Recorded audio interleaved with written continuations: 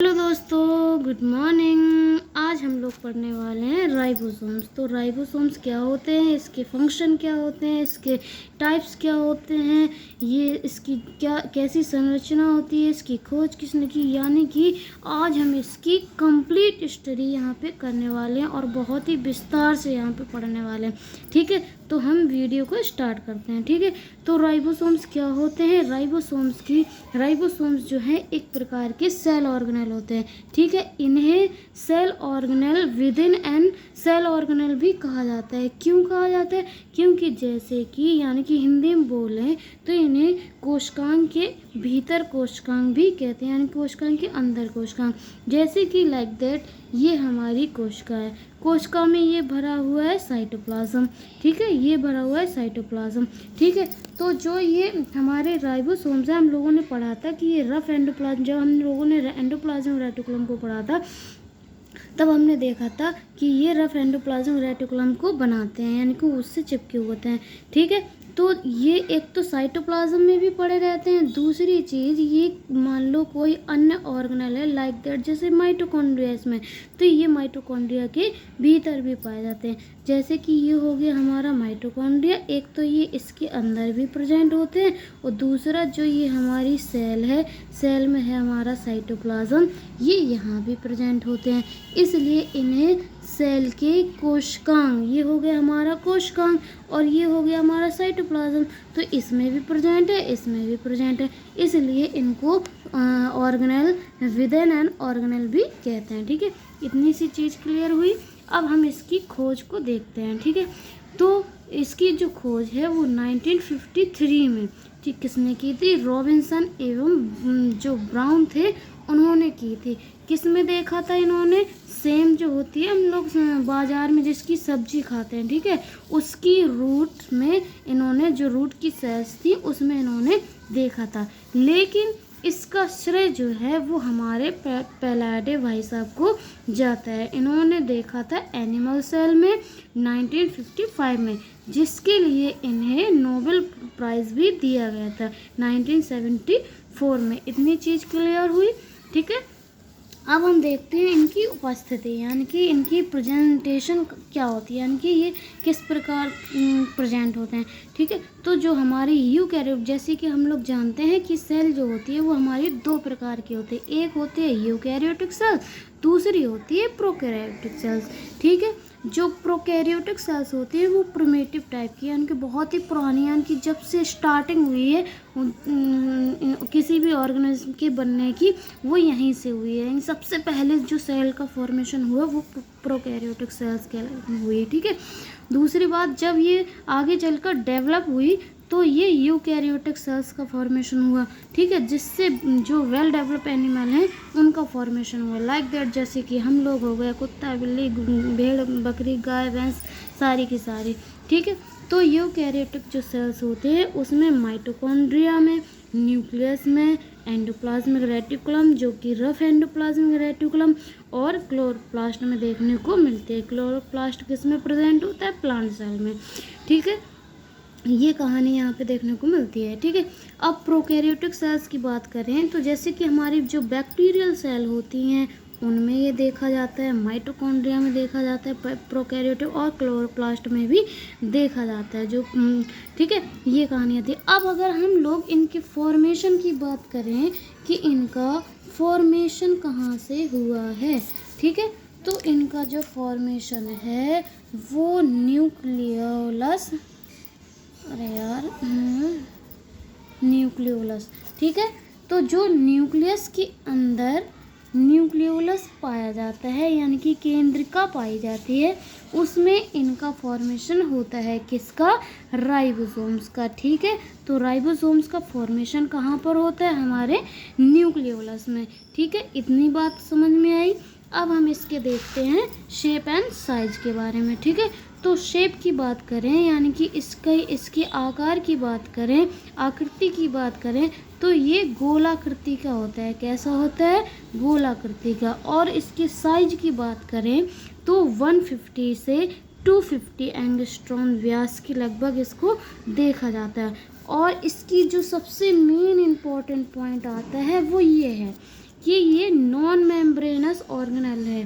ठीक है, non membranes का मतलब कि इसमें किसी भी प्रकार की मेम्ब्रेन नहीं पाई जाती। जैसे कि हम लोग पढ़ते हैं सेल को, तो सेल में जो ये डिज़ाइन ये जो गोलाकृति हमने बनाई, ये होती है सेल मेम्ब्रेन।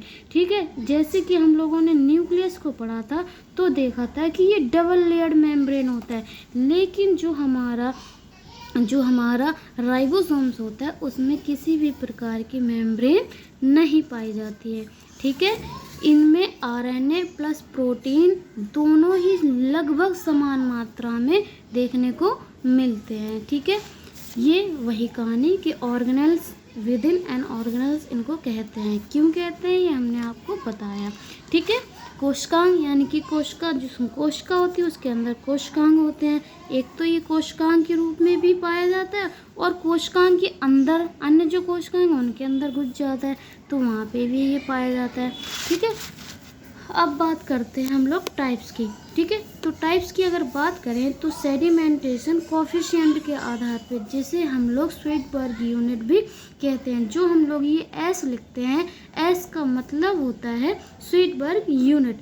इसका अर्थ होता है जो हमारी ये स्वीडबर्ग यूनिट होती है, इसका अर्थ होता है एक तो मॉलिक्यूलर वेट, दूसरा इसका साइज को डिफाइन करना।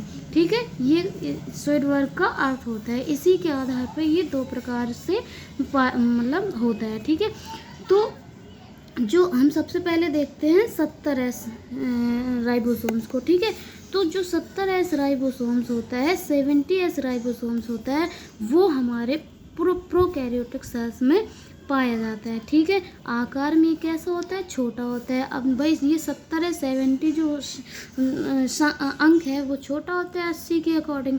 ठीक है, तो ये कैसा होता है, छोटा होता है। प्रोकैरियोटिक सेल्स में प्रेजेंट होता है लाइक दैट, जैसे बैक्टीरियल सेल, क्लोरोप्लास्ट और माइटोकॉन्ड्रिया। ठीक है, अगर हम इस 70S राइबोसोम्स को देखें तो ये दो प्रकार का होता है, यानी कि दो प्रकार की सब यूनिट से मिलकर बना होता है, जिसमें से जो बड़ी यूनिट होती है वो 50S होती है और जो छोटी यूनिट होती है वो 30S होती है।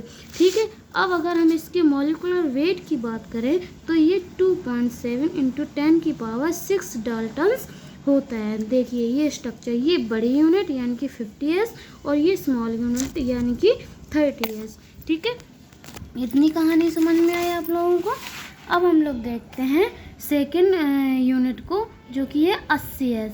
80S की सब यूनिट को देखें तो ये होती है बड़ी, जो इसकी यूनिट होती है वो होती है 60S और जो छोटी यूनिट होती है वो होती है 40S। ठीक है, मॉलिक्यूलर जो वेट होता है वो 4.7 × 10⁶ डाल्टन होता है। ठीक है, यूकैरियोटिक, अब जो हमारी 80S होता है यानी कि 80S यूनिट होती है, ये हमारी प्रोकैरियोटिक सेल्स में प्रेजेंट होते हैं, जबकि जो 70S होती है वो कहाँ होती है, वो प्रोकैरियोटिक में। जो 80S होती है वो कहाँ प्रेजेंट होती है, यूकैरियोटिक सेल्स में। ठीक है, यूकैरियोटिक में कहाँ हम लोगों ने न्यूक्लियस को पढ़ा था, उसके अंदर हम लोगों ने पढ़ा था न्यूक्लियस।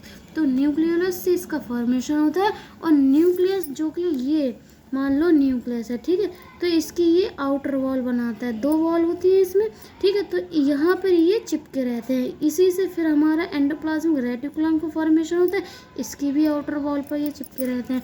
ठीक है, तो इस प्रकार ये पाए जाते हैं। प्लस क्लोरोप्लाज्म मतलब जो साइटोप्लाज्म होता है, वही तो ये जो ऑर्गेनेल है ये कहाँ पे, साइटोप्लाज्म में, तो साइटोप्लाज्म में ये पाया जाता है। ठीक है, अब आती है पॉलीसोम्स। पॉलीसोम्स क्या होते हैं और जिन्हें हम लोग पॉलीराइबोसोम्स भी कहते हैं, ये क्या होते हैं, तो इसको हम लोग अच्छे से देखते हैं। ठीक है, तो हम लोगों ने देखा कि 80S जो कि 2 सब यूनिट से मिलकर बनता है, किस से 60S और 40S से।